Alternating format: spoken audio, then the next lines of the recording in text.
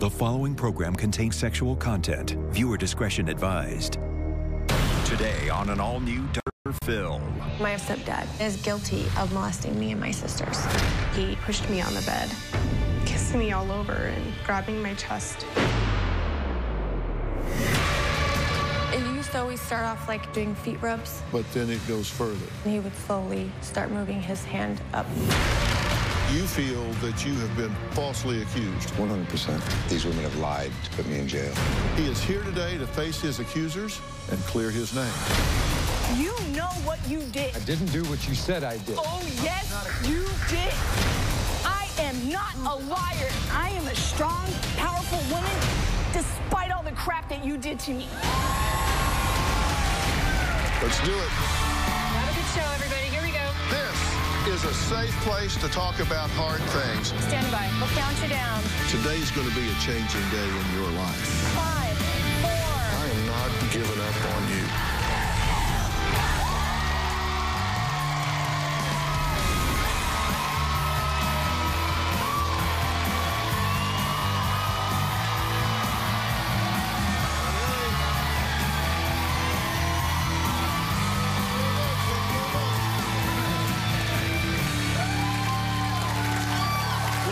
Today is a very important day for a family because we are unraveling a drama that has lasted decades and shattered the lives of these beautiful sisters. Jessica and Amber say when their mother married Steve, they thought they had won the stepdad lottery. He was a hard-working man, religious, on his way to becoming an elder in the church. But behind closed doors, these sisters say their new father preyed on them with tickle games that they claim went too far. Finally, a school official called CPS, Child Protective Services, to investigate, which led to Steve's conviction of sexual abuse. Now, normally, it is the victim of a story like this that writes to me for help. That's not what happened here. It was Steve who sent me an email claiming he has tons of court documents and evidence that will prove that he is innocent. He is here today to face his accusers and clear his name. Now, Steve's stepdaughters say they are disgusted that he will not admit wrongdoing and is basically calling them liars and victimizing them all over again. Here's their story. My mother's ex-husband, Steve, was a sick, abusive narcissist. When Steve came into our lives, the inappropriate touching started shortly after. The molestation happened from the time I was 9 or 10 years old up to 16 years old. It would happen at night when we were watching TV and nobody else was around. Steve would start at my feet, rubbing it, and he would start working his way up my leg towards my private part. He would pretend to be sleeping, but I knew he was awake because I could feel his hand start to shake. Steve would use tickling as a game, as an excuse to touch us. He would eventually use his fingers to touch in between my legs. The last time that he had tried something on me, I was around 16. He pushed me on the bed and kind of pushing himself up against me and kissing me all over and grabbing my chest. And you could tell that he was excited. And I remember like kicking him and running out of the house. I remember calling my mom and telling her what happened. Steve was arrested around May of 2000. Steve took a plea deal. He acknowledged the state had enough evidence to convict him, but he was not admitting guilt. Steve didn't receive any prison time. It made me feel horrible and defeated. After all these years, I still haven't gotten over what Steve's done to me. I want him to take responsibility for what he did. Well, Jessica and Amber's younger sister, Brittany, says she, too, was molested by Steve, but never pressed charges. She's speaking out for the first time today. So, guys, first off, I'm really sorry that we're here talking about, I wish we were talking about something else, because I know this is difficult and it's been painful for a long time. Why do you want to talk about it now instead of a year ago or 2 years from now? Why now? He's actually the one that contacted the show, and I don't want to give him any more, like, power anymore. I just want it to be done and over with. It's been like so long, and it's just like move on, but he's just not that type of person that will do that. So it's just kind of like, I've thought if we all could just, and it's been hard. We've all wanted to not do it. And I said, if we all just can stick together. Right. Each of you have experiences here that differ in time, differ in what you say happened across that time. And this wasn't a one-time experience. This spanned a period of years. For you, what years are we talking about? I was 9, 10 years old. Okay, you were 9 or 10 years old. Yeah. And listen, I'm not going to ask you to be graphic here. I'm not going to ask you anything embarrassing, any details like that. But basically, tell me what the situation was in the household at the time, and tell me how you perceive him to have gotten to you. What happened?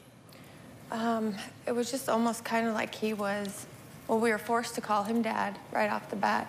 We went from living in California with my dad to, you know, coming back, and now we have a stepdad. You know, it was just kind of like, it was so quick. Well, tell me about that first time. What do you remember about that? The first time we were watching, TV, and I was on the floor, and I remember him touching me. Are we on the couch? No, I ended up on the floor, but and all this stuff, just talking about it from the beginning, I've forgotten and buried so much stuff, because it's I don't know if that's how it just helped me move on, but I've really buried a lot of stuff. And when I told my mom the first time it happened, he said, oh, I thought that I was obviously sleeping and I thought it was your mom. Or he was telling her, I thought it was you. Mm-hmm. And then... Okay, and were you laying with him? Mm-hmm, on the couch. So you're on the couch, and is he laying beside you, behind you? It used to always start off if you were doing feet rubs. So my feet were over here and his feet were on this side, and that's how it would start. Then he would slowly start moving his hand up towards our private area. This goes on for a period of 5 or 6 years. Mm-hmm. Correct. Okay. And Amber says Steve would say, let's tingle each other. What does that mean? What's that supposed to mean? Almost like getting chills, if someone's rubbing up and down your arms or legs, you kind of get goosebumpy, and he would call it tingling. Uh-huh. And you were how old at the time? I want to say it was around 6 or 7 when it all started. Okay, and this is just a game, right? He'd make it like a game, or tickling, or... Okay, but then it goes further. Mm-hmm. In what way? He would take his hands up and down your legs until he got into your private area. Mm-hmm. Do you remember when it first happened? There's vague nightmarish type memories, and then there's very vivid. Uh-huh. And you said that he would dress in a way that he would expose himself. Mm-hmm. He had these jean shorts that barely covered himself, and he would lay on the couch in a way, he would roll his leg open, and then you could see his private parts. Was it purposeful? Oh, yes. He disgusts me. He told me that he was going to kidnap my sisters, kill them, save my mother for last, kill her, and then kill himself. He told me he knew where to hide bodies. And later... You are lying about that. I never have done anything to you, ever. Really? Really? You know what you did. And I didn't do what you said I did. Thursday on an all-new Dr. Phil. Is her teen daughter... You're at a concert with your daughter smoking dope that she got from you. Growing up way too fast. I started having about a year ago. She's 14. You're okay with her being sexually active? She was looking at things when she was 11. Well, you showed them to her. I did not show them to her. You've undermined me constantly. I have never undermined you. You're allowing her to do whatever the hell she wants. That's Thursday.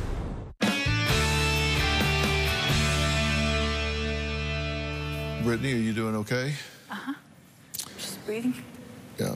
Brittany says Steve bounced her on his hip and asked, where does that feel good? This started at a very young age, right? Tell me about it. I was 4, I think. I'm 4. That's when those particular things that I can remember took place. That's how it kind of started, the tickling. Same thing that they're saying, exact same stuff. He's disgusting and very physically abusive as well. I think she got the more physical stuff, for sure. Absolutely. And tell me about the physical abuse. When I was 4, me and my younger sister, Jamie, his daughter, were just being children and arguing, and I pushed her on her butt, and she landed on her diaper, and bottom, excuse me, and she went and, you know, told him Brittany pushed me, or whatever it may have been. Don't remember that part very clearly. I do very much remember being dragged down the hallway, put into a room. I believe I'm saying this correctly. And he pulled my pants down, and he beat me with a bar from a bunk bed. And I remember trying to, you know, cover myself, saying, "Daddy, no." And that was this regular. He was very abusive, but I will never forget that. That was, I couldn't sit for a really long time. I was blistered and bruised, and it was horrible. And he was very, thank you, he was very physically abusive. I would be afraid when he would come home, and I would hide because he beat me so often, a lot. And it's just, he's an animal. And I don't want to see him. I'm uncomfortable with all of it. I don't even want to look at him. And what I hate about this the most is that he gets to see that he affected me in that way, because he didn't have to see how much he affected me. I'm a strong woman now, and I've grown beyond those things, but he still gets to know with this right now that he got to do this, and he gets satisfaction out of that, and I hate that. On the sexual side, you said he would kiss you. Describe that. Kissing, mouth to mouth, tongue goes in the mouth. Very often he did that, a lot. It's very, very, same thing they were saying. He'd tickle, he'd put his hands up, he'd be, you know, you'd be aware that he's aroused, I'm not sure. And he did that a lot. And also the other sick part about that was he enjoyed tickling us to the point where we were in tears because it was so uncomfortable. And he liked that. You could see it in his eyes that he was enjoying that we were miserable. He's like I said, he's a monster. He's so manipulative and narcissistic. I don't want to even look at him. He disgusts me. In a moment, I'm going to add him to this conversation.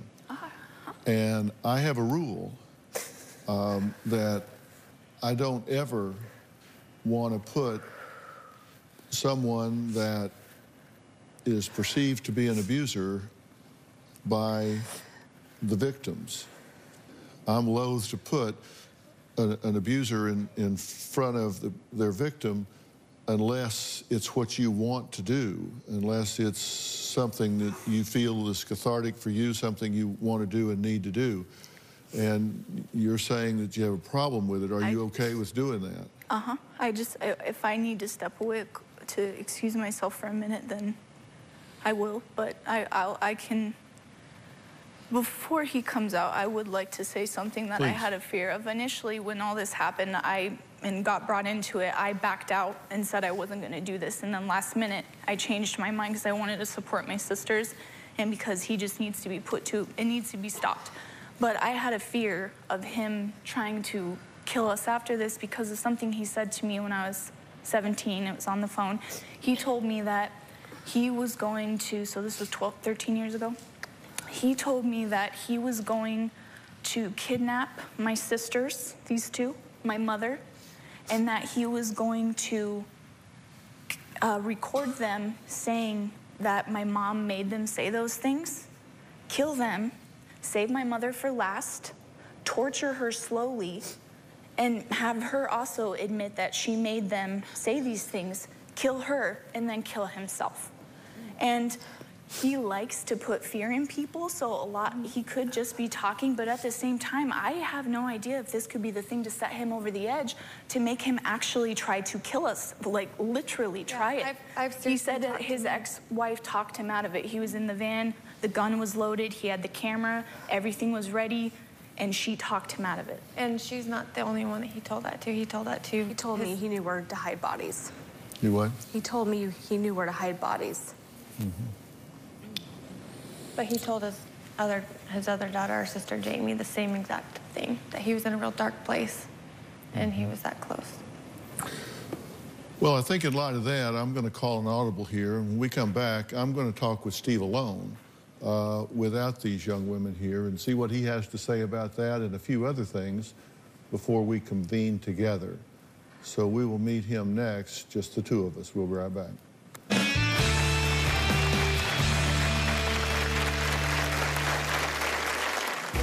I have evidence that these women have lied to put me in jail. For the first time ever, they have to face me now.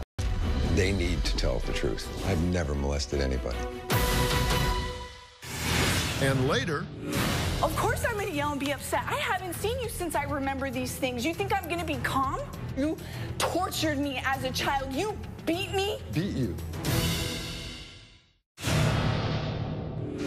I really regret recanting my story at Steve's parole hearing. The only reason why I recanted is because I felt a lot of family pressure.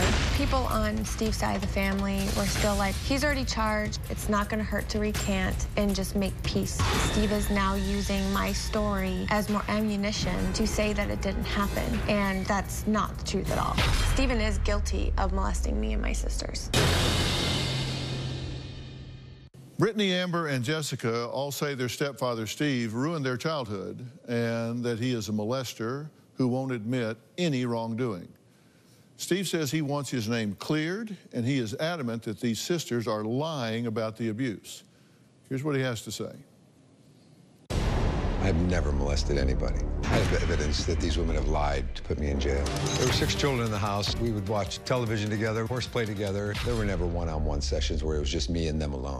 When Amber had accused me of touching her, I had already moved out, and Amber was living with her grandmother. Amber came over to where I was staying and asked me if I wanted to go to the movies. If I had been molesting Amber, as she stated, almost daily for 10 years, now that she's finally living with her grandmother, safe away from the monster, why would she come to that home alone with me?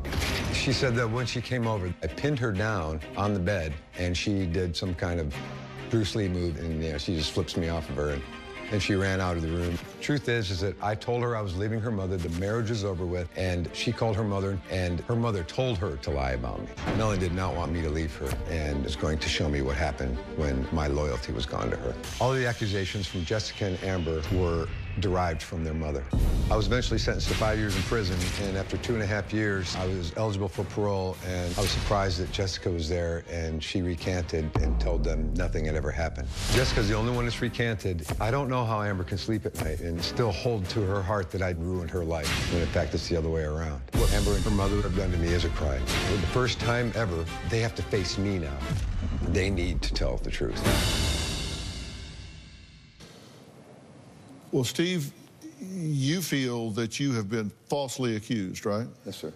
100%. 100%. And that they're all in on it. Yes. They've influenced each other, and their mothers influenced them. Yes. And the whole thing. Do you believe they believe what they're saying?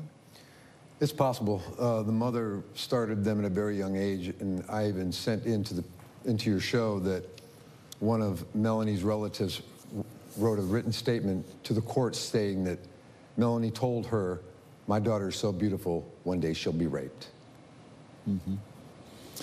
Well, one of the things, I was going to have everybody out here together and talk about this, but Brittany was describing at the end some very specific threats that she says that you had made in the past about kidnapping, killing, and torturing all of them, and that you had made that threat to multiple people.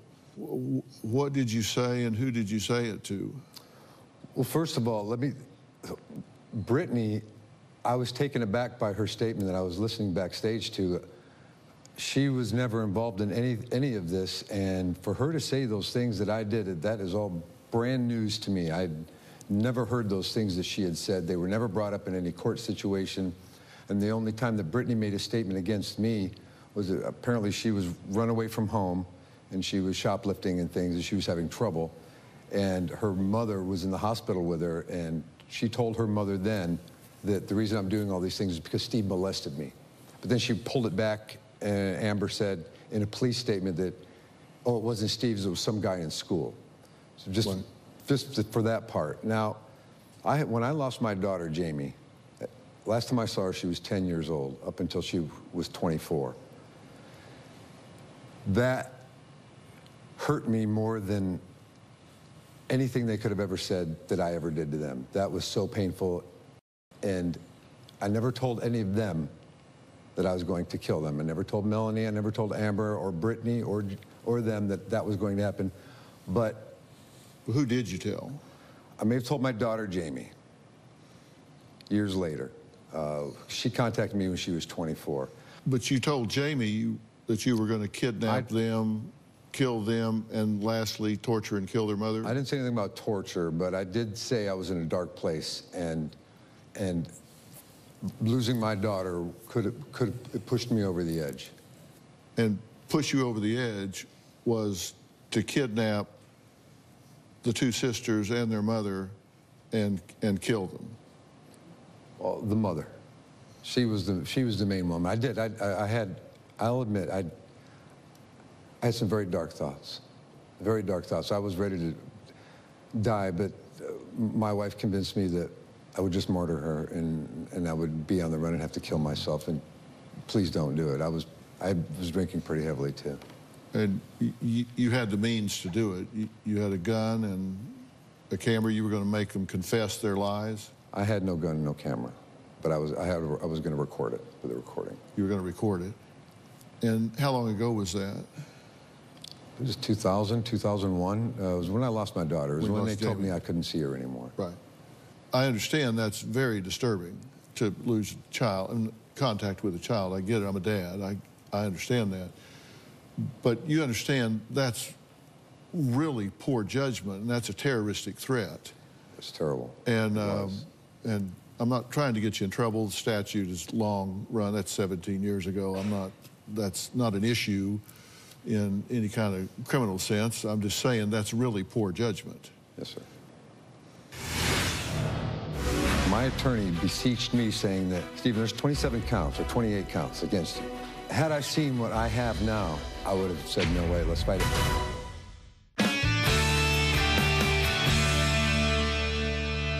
You know, Steve says that he has had his dignity shredded and that he just can't move on. And when you're saying you didn't do any of this stuff and then you've had it all put on you, and you took an Alford plea, right? Yes, sir. And for people that don't understand, an Alford plea is when you maintain your innocence, but you essentially take a guilty plea because you say the evidence is so overwhelming that your likelihood of being convicted is so great that you'll take a lesser sentence rather than what you're likely to get, even though you do not ever say you did it, you don't ever say you're guilty, you maintain your innocence, and the Supreme Court has held that that's a doable thing. I was not aware of that one part of it, that the evidence was so overwhelming. My attorney beseeched me saying that, Stephen, there's 27 counts or 28 counts against you. They're both pregnant. They're both going to get up on that stand and they're going to be showing pregnancy. They get up there and cry. You get one count against you, you're going away forever. This plea allows you to never admit that you did it, and then you can still find a way to gather evidence in the future and fight this case and get your well, what he's telling you is what I just said. You're going to have some overwhelming evidence here. Your likelihood of getting convicted is really big, and the penalties would be really huge. you'd go away for a long time. Well, had I seen what I have now in that box that I've been carrying around ever since this has been over with, I would have said, no way, let's fight it. And I did tell the judge that. Before I was sentenced, I told the judge, I want to go to trial. And he said, no, you will not. I've already accepted your plea and you can't do it. So I did want to fight in the end. Okay, but you took an Alford plea, which yes, sir. is, you took the plea, but yet maintained your innocence. Yes, sir. Okay. All right. Now, you made these statements, which are terroristic threats. You said you were drinking a lot. You were in a dark place. It was a long time ago. But not to them. I never made it to them. Not a single one of them did I ever threaten. They heard it secondhand from somewhere. That's a distinction without a difference. When you say you're going to kidnap somebody and kill them, whether you say it to them or about them, is a distinction without a difference. What I'm saying is you said that a long time ago, but you disavow that now. You don't have threat in your heart about these girls. Absolutely not. Because I'm trying to make that determination, because if you do, they're not coming out here. Not one, sir. It's just that simple. That's bad judgment. It was. And you acknowledge it's bad judgment, and you're wanting to dance on the head of a pin and say, I didn't say it to them, I said it about them. I'm just saying, whether you said it to them or about them, you acknowledge that's bad.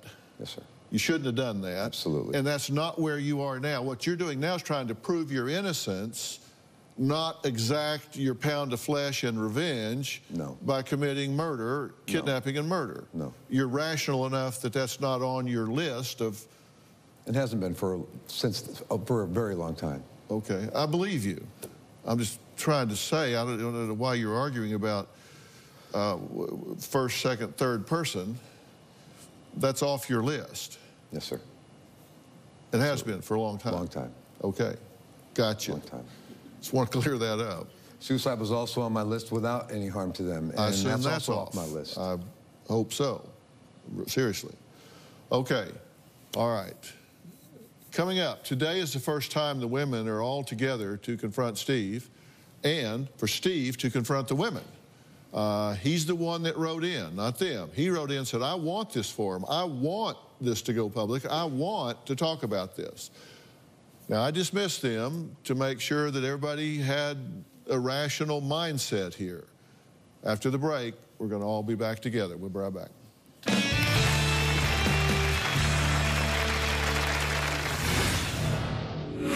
You know what you did. And I didn't do what you said I did. Oh, yes, you did. I am not a liar.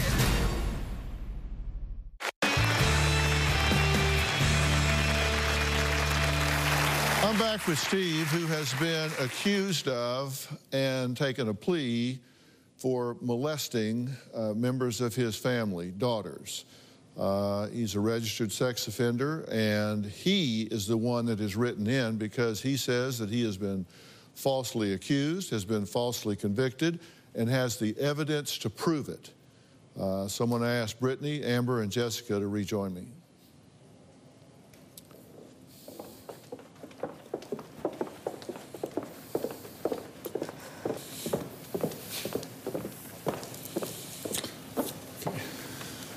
See.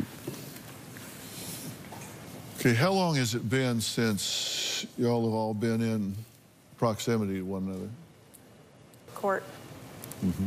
I saw him about a year ago. How long since you've been? Very young. I was very young. I don't remember. Okay. Steve, you wrote in because you say the accusations, allegations against you by these two, and you've now heard anew from Brittany, are absolutely false. Yes, sir. What do you want to say? First of all, I'm going to apologize for that terroristic threat that was made many, many years ago. To me, that you said I lied about? You want me to refresh your memory?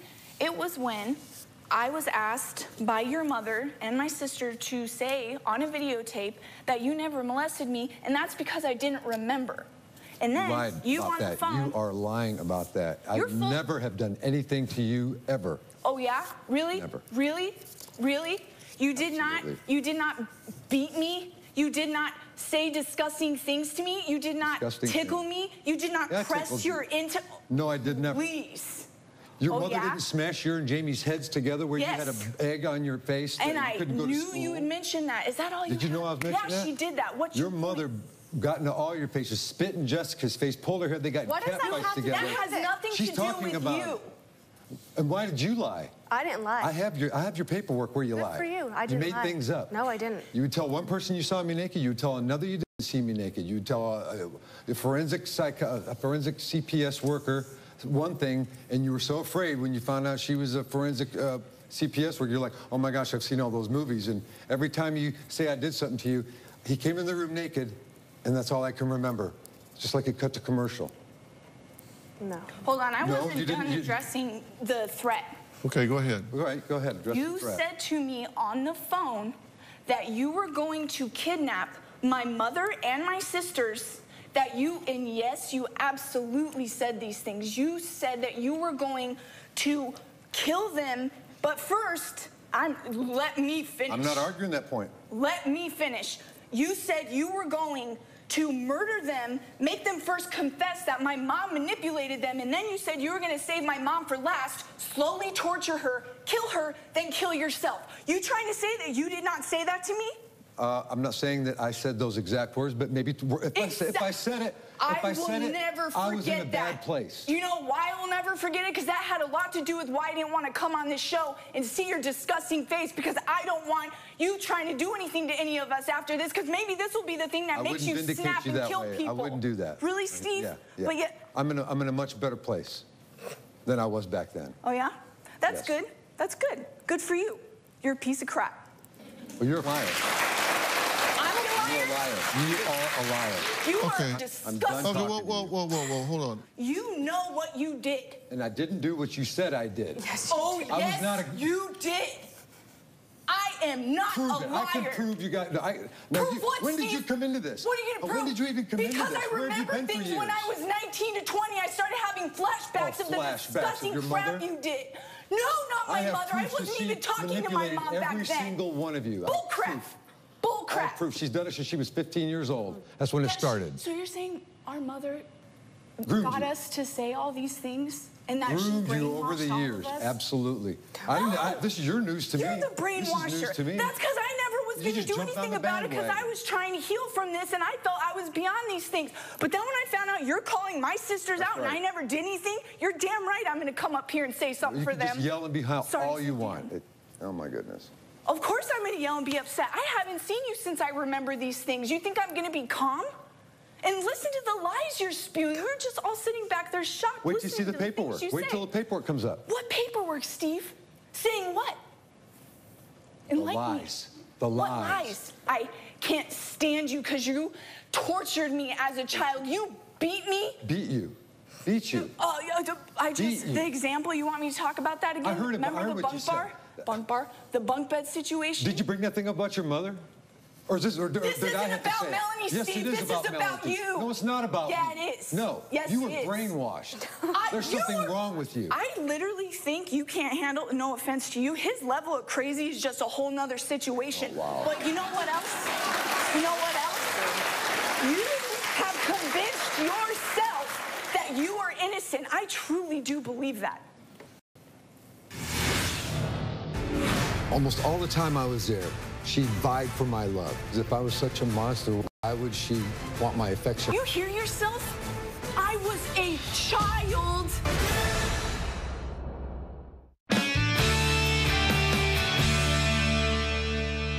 If what both of you are saying is true, if you really believe that she's convinced herself of something that isn't true, but that she believes it, then I don't understand why you would be indignant about it. And if he has convinced himself of something that he believes is true, I don't know why you would be indignant about it. Because if each of you believe something to be true, then of course you would embrace your position.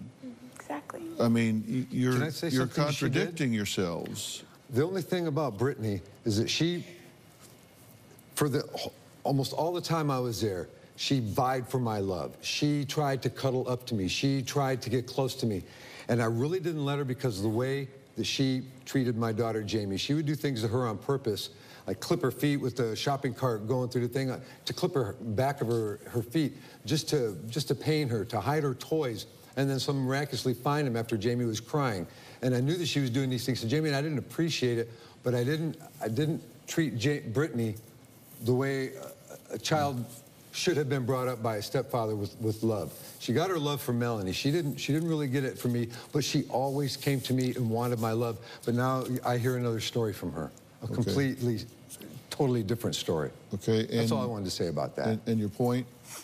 My point is if I was such a monster, why would she constantly want my affection and my love from her? I was a child without a father. Well, I don't know whether you're... Disgusting. Is that your argument? I don't know whether you've done any, all, or part of the things that you're accused of doing, but you have the worst judgment of anybody I can imagine. Are you seriously asking me why a child would vie for a father figure's love? What I meant was is that you're asking me that question? As a child, she wasn't trying to stay away from me and hide from me. It was exactly the opposite. That's what I'm saying. Oh, my God. And you're asking why a child would do that? No, why was she contradicts herself here by saying that she would hide and want to not be near me, but yet she did the total opposite. And did I not say that you were my father? And obviously, you hear yourself? God, I was a child. I did not know any better. I didn't know what was supposed to be life. I didn't know how things were supposed to be. I didn't know anything. That was your guys' job, and you did a really crappy job with that. But you know what? Despite all the crap you did, I'm beyond that crap now, and I am a strong, powerful woman despite all the crap that you did to me. So thank you for trying to break me. Good effort. I didn't do but anything. It didn't work. I did nothing to you like Good that. effort. Okay, all right. Steve's point is that his conviction was orchestrated by these girls' mother. That's what Steve thinks. And he says that she's programmed them, groomed them, put thoughts in their mind that whenever he began to pull back from her, whenever he said he was going to leave her, that she vindictively programmed them to say horrible things about him. And I'm going to tell you, I've been doing this for over 40 years. I have seen that happen more than once. Did it happen here? We'll find out. We'll be right back.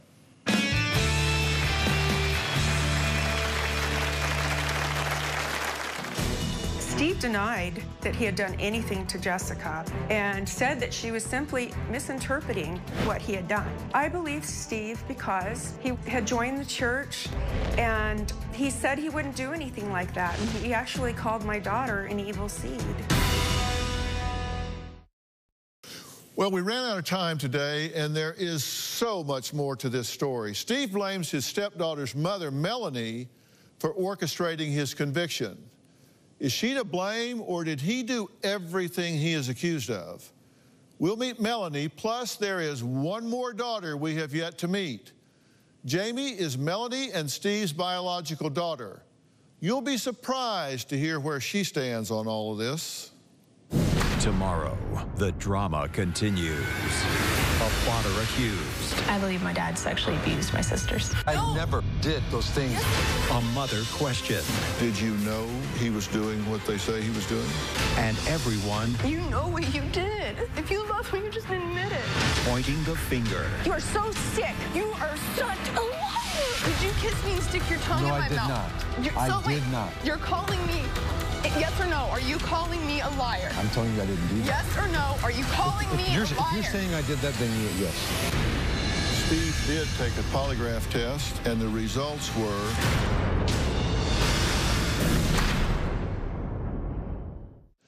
You do not want to miss tomorrow. We'll see you then.